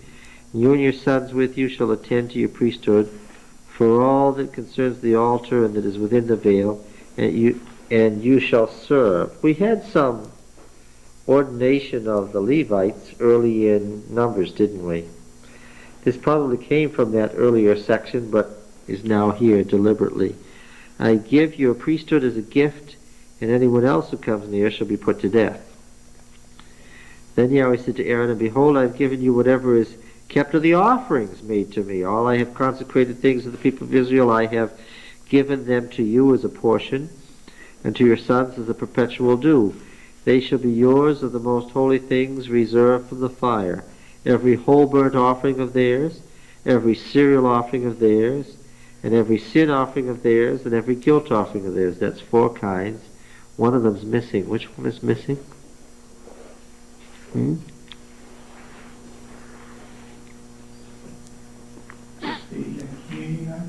The peace offerings are missing, yes, because they weren't for the priests. The communion offering, or the offering of well-being, was shared with the family of the offerer, so it couldn't be in this list here, of course. It wasn't the priest's offering. Which they render to me shall be most holy to you and to your sons. In the most holy place you shall eat it. Every male may eat of it. It is holy to you. This also is yours, the offering of their gift, all the wave offerings of the people of Israel. That's the first fruits, of course. I have given them to you and to your sons and daughters with you as a perpetual due. Everyone who is clean in your house may eat of it. All the best of the oil, the best of the wine and the grain, all the fruits of what they give to Yahweh, I give to you. The first ripe fruits of all that is in their land, which they bring to Yahweh, shall be yours. Everyone who is clean in your house may eat of it. Every devoted thing in Israel shall be yours. Everything that opens the womb of all flesh, whether man or beast, which they offer to Yahweh, shall be yours. Nevertheless, the firstborn of man you shall redeem, rather than kill as a sacrifice. And the firstling of unclean beasts you shall redeem, because of course you wouldn't want to sacrifice a pig to Yahweh, or an eel, or whatever. And the redemption price, parentheses, at a month old you shall redeem them. You shall fix it 5 shekels in silver. Further parentheses, according to the shekel of the sanctuary, which is 20 gerahs.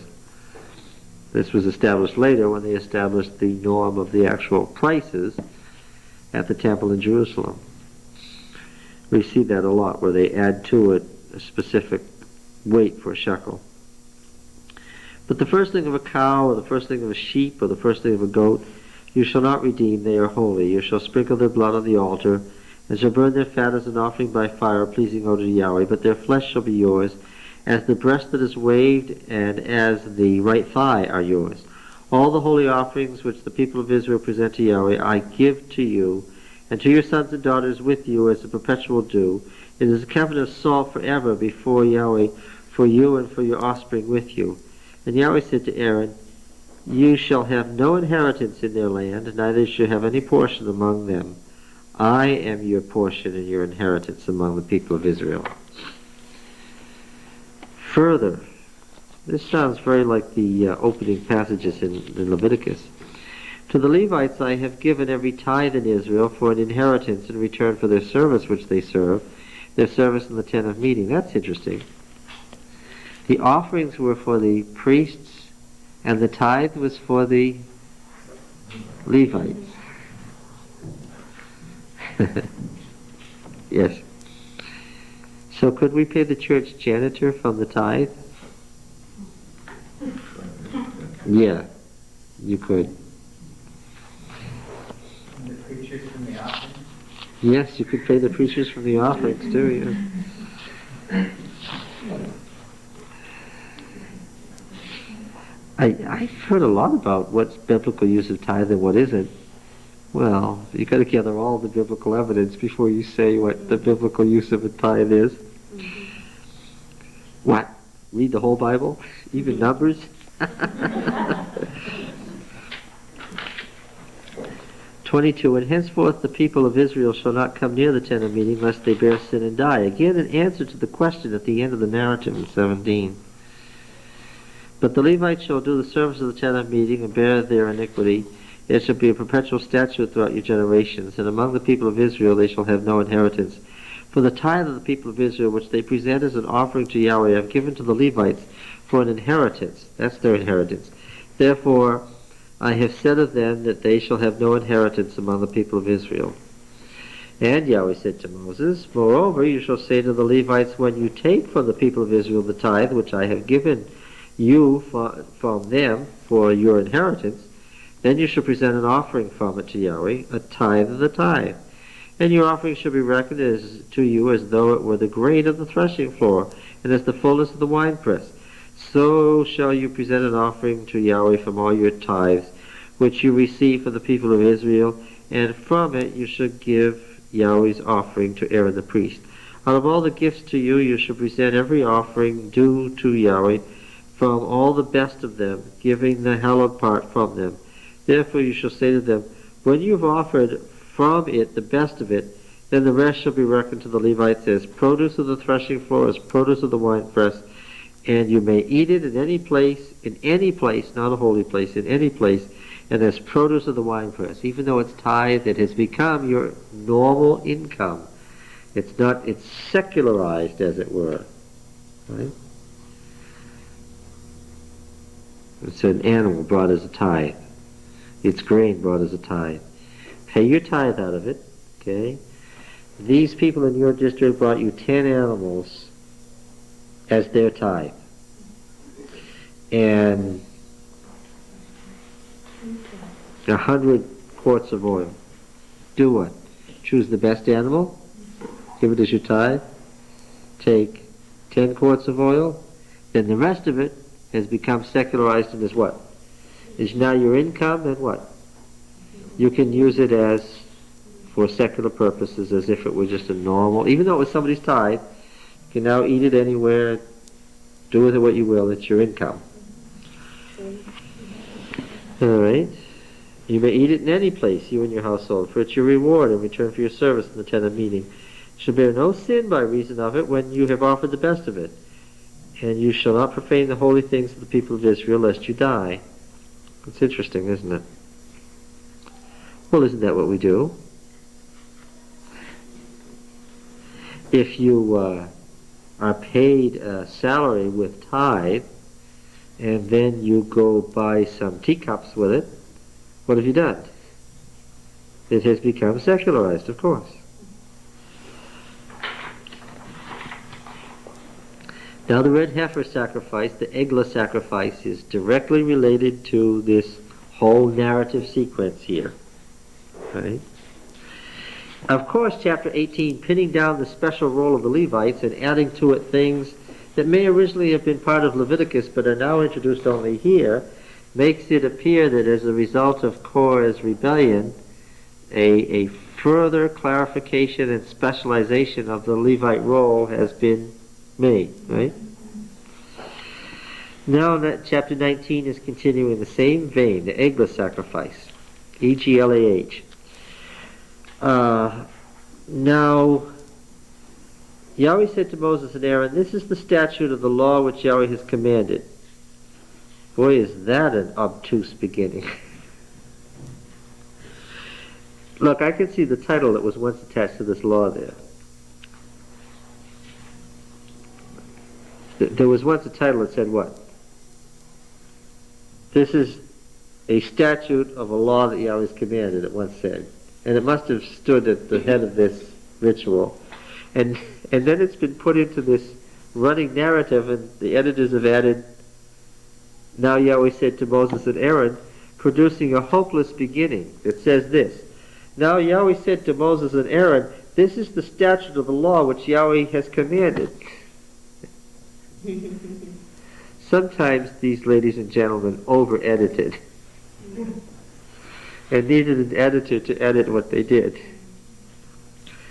Tell the people of Israel, maybe if they had just omitted 2a, this is the statute of the law which Yahweh has commanded, it would have read better. Tell the people of Israel to bring you a red heifer without defect, in which there is no blemish, and upon which a yoke is never come. The redness, obviously, is related to the idea of blood, making it a very special animal. And you shall give her to Eleazar the priest, and she shall be taken outside the camp and slaughtered before him. And Eleazar the priest shall take... if we didn't have this editorial heading in 19:1, now Yahweh said to Moses and Aaron, if we didn't have that sitting there, when would we assume this law came into existence? After Aaron. After Aaron died. Why? When you say Eleazar the priest is a phrase that refers only to what? Only the high priest is the priest. There's only one priest in Israel, and his sons were his assistants, but there was only one priest. The high priest was the priest. So, as the text stands, the body of it, this is after the death of Aaron. They've edited in here and added an editorial beginning in 19:1 that isn't correct as far as I'm concerned. Minor compared to the opening verse of the book. All right, now, give her to Eleazar the priest, she shall be taken outside the camp and slaughtered before him, and Eleazar the priest shall take some of her blood with his finger and sprinkle some of her blood toward the front of the tent of meeting 7 times. This is meaning the sanctuary. And the heifer shall be burned in his sight. Her skin, her flesh, her blood, and her dung shall be burned. We noticed that there were a number of sacrifices in Leviticus that had to be sacrificed in a clean place, right? Isn't that how the sin offering was done? Yeah. This is a special kind of sin offering. The heifer shall be burned in her sight, her skin, her flesh, and her blood, with her dung shall be burned. And the priest shall take cedar wood and hyssop and scarlet stuff. Again, what is all this related to in Leviticus? The use of cedar and hyssop and scarlet stuff. Remember that special ritual of the 2 birds, one of which is killed and the other that goes free when you have had an illness that they thought you were going to die and you were on the edge of death, and then you recover and you go through that special ceremony that indicates that you've been healed, and the cedar and the hyssop represents the medicine by which you were healed. Remember that? But this is... They also have a nice odor in the burning too. That's right. A nice... Yes, a nice incense. Yes. Indicating atonement. All right, and the scarlet stuff representing any red cloth representing blood. A red cloth, see, a red cloth right away, red cloth makes you think of what? A cloth that has been dipped in blood, and therefore, I said this often, similarity of appearance equals similarity of essence. Similarity of appearance equals similarity of essence. In fact, grape juice is not blood. If you injected it in somebody's veins, what? You would have a dead person. But yet, all the way through, we have noticed that grape juice is treated as what? It is blood, because similarity of appearance equals similarity of essence. Red stuff in the sanctuary, red stuff in these offerings, red cloth. What is that? Maybe the red was from tamarisk rind or something. Maybe that's how they got it red. But once it's red, it's blood, a bloody cloth. symbolizing life. All right. So the hyssop, the red scarlet, the cedar wood, all relating to what we've already seen, cleansing, relating to the medicinal sacrifices we saw earlier, the idea of healing, the idea of washing as one concept of atonement from sin. Cast them in the midst of the burning of the heifer. Then the priest shall wash his clothes and bathe his body in water, and afterward come into the camp. The priest shall be unclean until evening. He who burns the heifer shall wash his clothes in water and bathe his body in water and be unclean until evening. And the man who is clean shall gather up the ashes of the heifer and deposit them outside the camp in a clean place.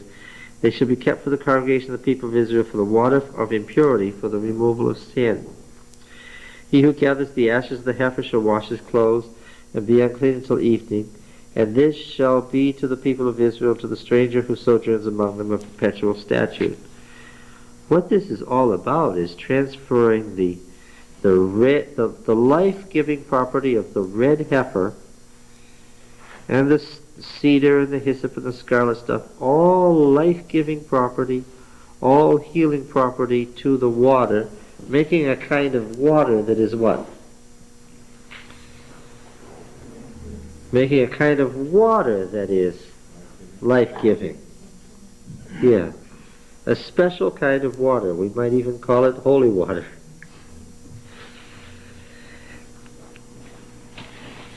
Now verse 11. He who touches the dead body of any person shall be unclean 7 days. He shall cleanse himself with the water on the 3rd day and on the 7th, so be clean. But if he does not cleanse himself on the 3rd and the 7th day, he will not become clean.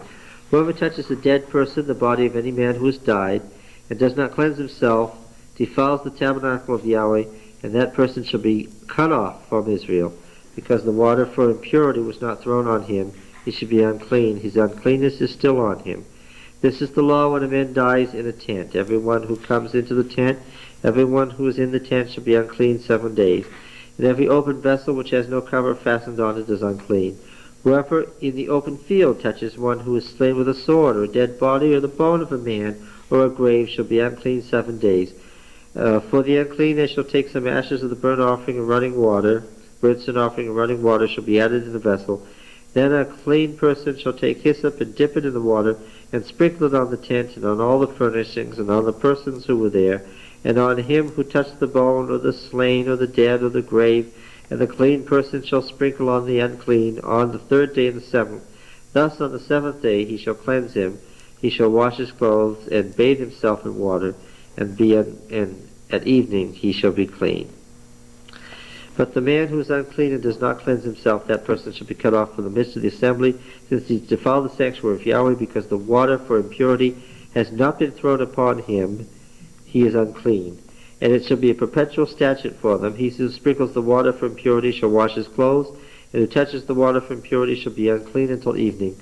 Whatever the unclean person touches shall be unclean. And anyone who touches it shall be unclean until evening. I think there are 2 ways here to make water of uncleanness. The second one is probably a reference to the first, the ashes of the whole burnt offering, meaning the... Does it make lime water? Yes, that's exactly what it is. It's lime water. And what's the purpose of that? It's a disinfectant, that's all it is. That's right, all of this ritual by which they believe that the life of the animal is transmitted to them by touching, we would say, we would explain it in an utterly different way. What would we say? We'd just say they made an alkaline solution that was a disinfectant. We'd say, wash your hands with some boric acid, or right? Or some 40% alcohol, or something like that. So, yes. The priests weren't ordinarily unclean actually after sacrifices, were they? No. So this was sort of different in that respect. It surely was. The eglah, he's unclean after the eglah sacrifice, yes. Now, Yes. what did you call that sacrifice again? Eglah, eglah, Why did you call it that? because that's the name of the red heifer. It's just called the eglah ceremony wherever you read about it. And not being very original, I just copying, okay? That's not the Hebrew for the red. Yeah, it's the name given to the ritual, the whole ritual of this cleansing from the holy water. No. What did it mean that they were unclean, that they couldn't do certain things They couldn't go into the camp. into the, anything? Yeah, they had to They stay didn't have outside the camp. undertakers then. What? They didn't have undertakers. No. No, it was whoever was nearby. Members of the family, whoever was around the person. If the person died of a heart attack and died there, you weren't clean. Carried the Went body out. outside of the camp? Yeah. You hung out for 7 days out there somewhere? There was a place, we talked about this before, where you would have remained unclean. There were things to do outside the camp. Why? They had some things outside the camp. What did they have outside the camp? Huh? The dump was out there, The dump was one thing. What else? no? Fields and, didn't they have fields outside the camp? Well, maybe in some places in the wilderness, because it does mention fields, but probably their flocks were outside the camp. But wouldn't it also be a precaution to spreading any disease they might have caught from?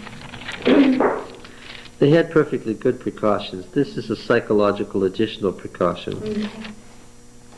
This is a further ritual. Why? How are they feeling right now in this period after they were sent back into the wilderness? How are they feeling? Rejected. Rejected, yes. What's the word? What were they feeling? Hopelessness sprang from this feeling they had. What was the guilty? Yes. They were feeling guilty. They were feeling guilt. So the egla is the guilt of? Yeah, it's a way of dealing with guilt. It's just a further way of saying that God can forgive you and atone you and clean you, make you clean. They were feeling unclean. They were feeling that they had messed something up. What would you say about that? Is that a bad sign or a good sign? Good. Oh, that's a very good sign. Yeah.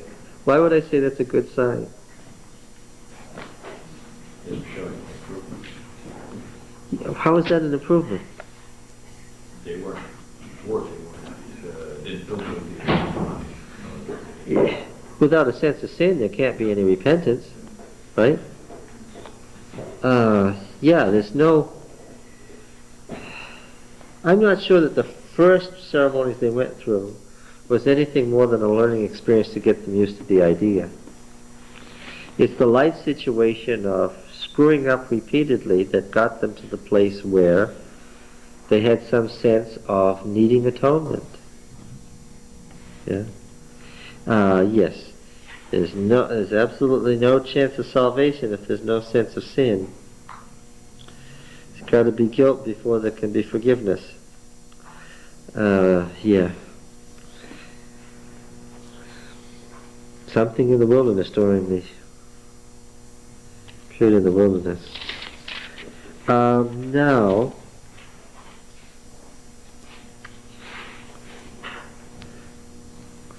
chapter 20, verse 1, something odd happens here. And the people of Israel, the whole congregation, came into the wilderness of Zin in the first month. And the people stayed at Kadesh.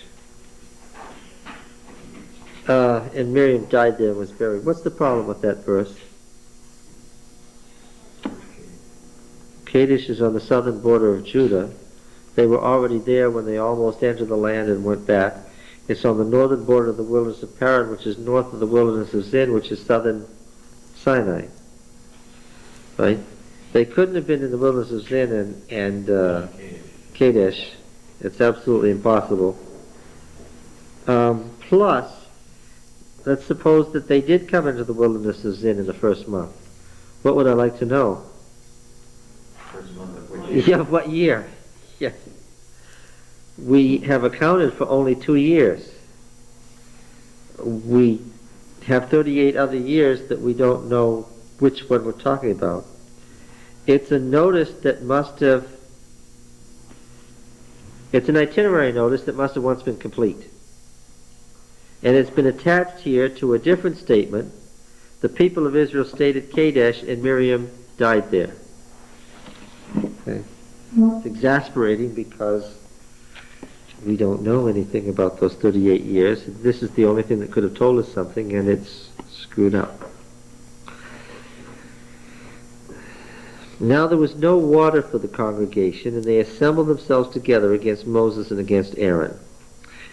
And the people contended with Moses and said, "Would that we had died when our brethren died before Yahweh." Now we have to compare this to the story in Exodus 17, which happened before Sinai, when they first had no water. Now that was in the wilderness of Zin, all right.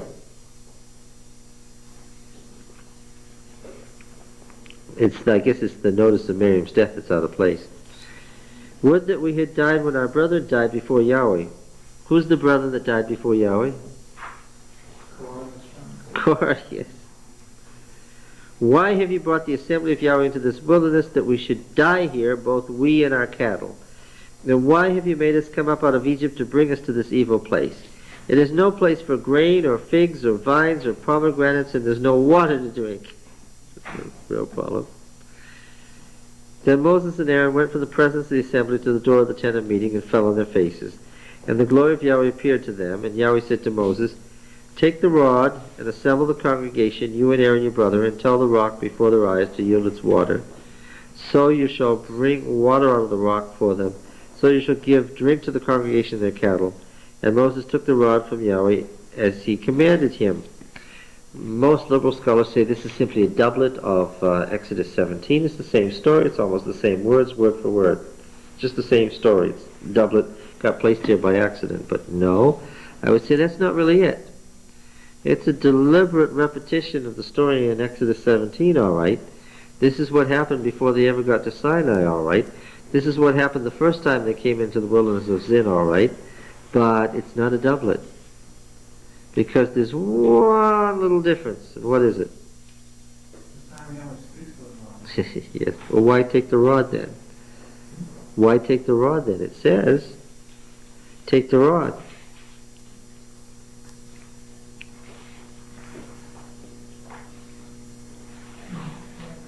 Verse 8 says, take the rod.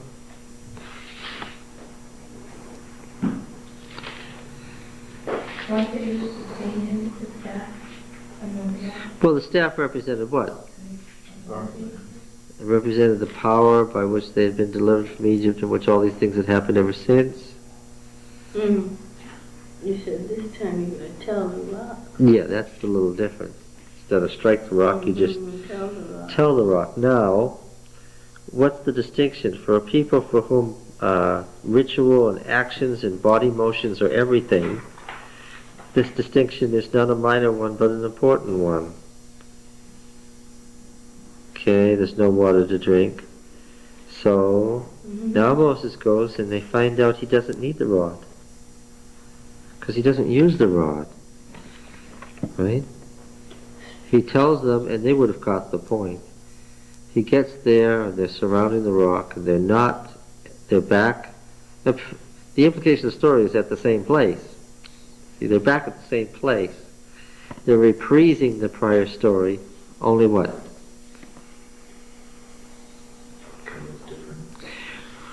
This time, what should Moses have done, and what would it have said to them? We don't need the rod. All you have to do is what? Ask.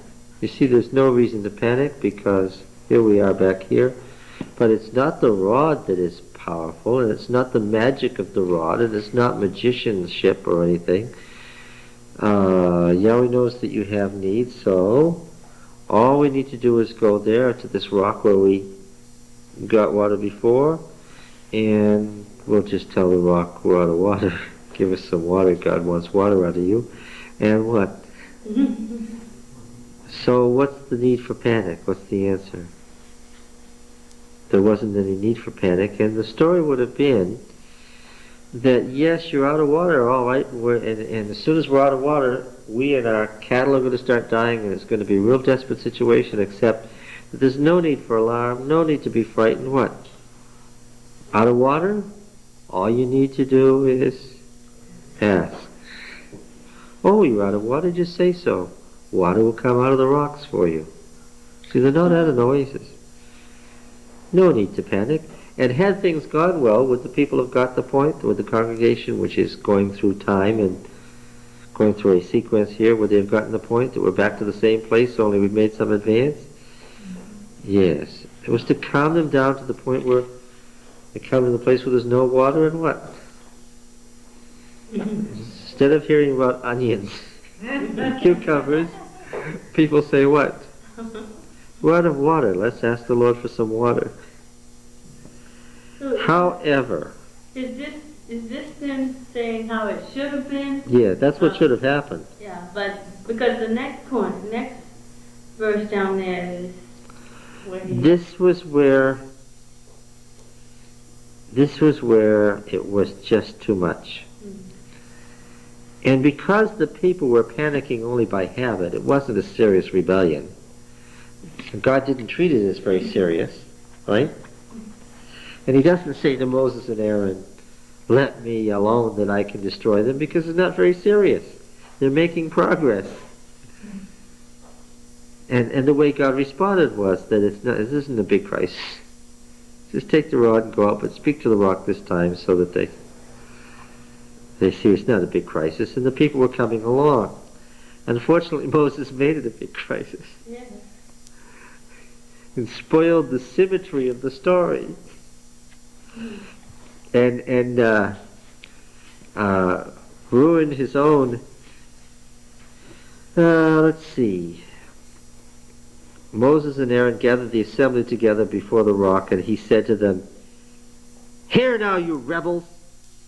Well, but God didn't treat it like that kind of a rebellion. If God didn't take it very seriously, what was the point? If God didn't think it was very serious, then what? It wasn't very serious. And in 2 minutes it all would have been over. But Moses screaming at them had what effect? Yeah. Shall we bring forth water from you from this rock? And Moses lifted up his hand and struck the rock with his rod twice. It would have served him right if what had happened. Nothing at all had happened. The fact that water came forth abundantly was that God was being gracious to the people. But Moses unconsciously made a serious blunder that showed where his mind had been going. What's the blunder in? Most commentators say this part of the story's got to be missing. There's no explanation for how Moses got excluded. I've seen that in commentary after commentary.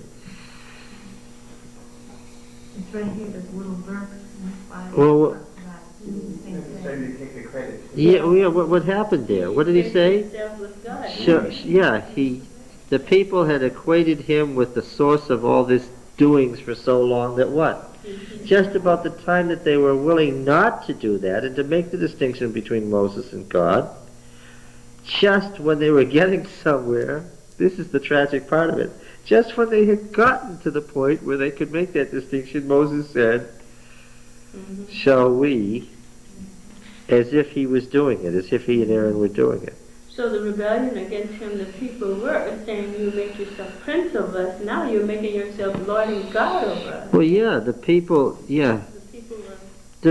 had gotten used to complaining in the same old language.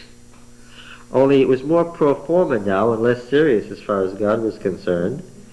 Same stuff over again, but not very serious. We can get them beyond this. They're there finally. But Moses didn't. Made it look like the rod was the source of the power. Like beating the rock is what it took to do it. Like he was the one doing it after all, he and Aaron. He always said to Moses and Aaron, because you did not believe in me or sanctify me in the eyes of the people of Israel, therefore you shall not bring this assembly into the land which I have given them. These are the waters of Meribah, contention. That's what it says in Exodus 17, where the people of Israel contended with Yahweh, and he showed himself holy among them.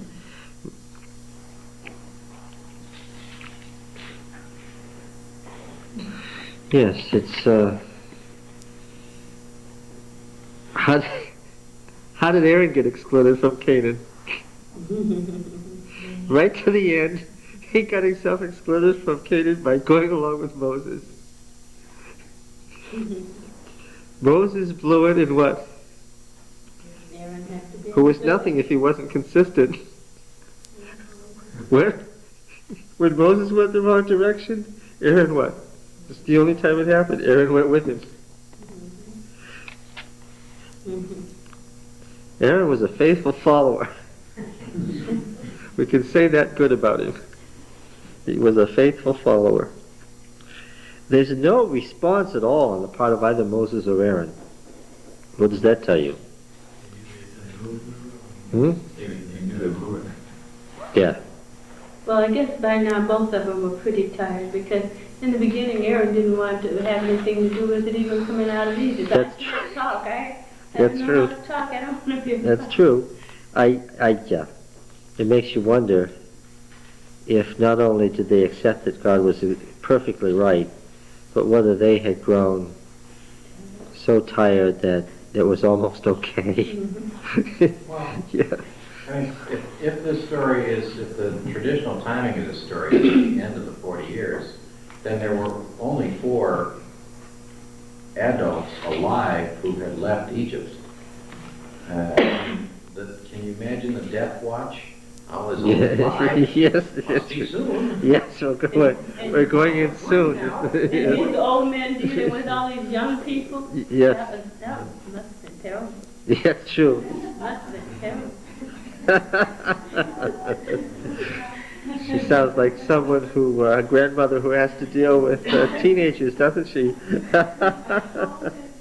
College student. Yes, and as you say, if there was a death watch, then this younger generation would be increasingly anxious to do what? To get on with it. Yes. To do what they've been waiting to do all their lives, what they've been told from childhood up they were going to do. Yeah. And what happens next is they start the journey to the east so that they can enter from the east instead of the south.